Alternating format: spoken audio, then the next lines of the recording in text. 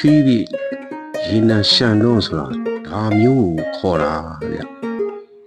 မြင်တွေ့ရတဲ့အတိုင်းပဲရှန်တွန်းကတောက်လျှောက်ကိုထွက်နေတာပဲဖြစ်ပါတယ်ဒါဆိုရင်တနေ့ကိုဂါလန်1600နီးနီးတော့ရမယ်ထင်တာပဲဗျဒီပုံစံတိုင်းသာ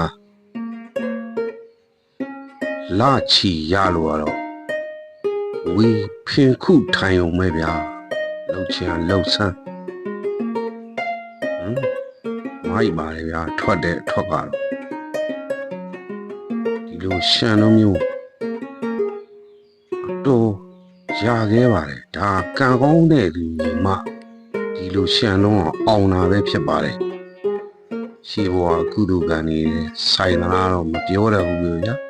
ပြီးပြီပေါ့ဗျာဒါမျိုးမှတတိမဖြစ်ဖြစ်เสียအကြောင်းဇက်မှမရှိတော့ရေနံရှန်လုံးမမြင်ဘူးတဲ့မိတ်ဆွေတို့အတွက်ဘ ഹു တုရလေးဖြစ်ပြန်ဆက်ပြီးလဲရခြင်းဖြစ်ပါတယ်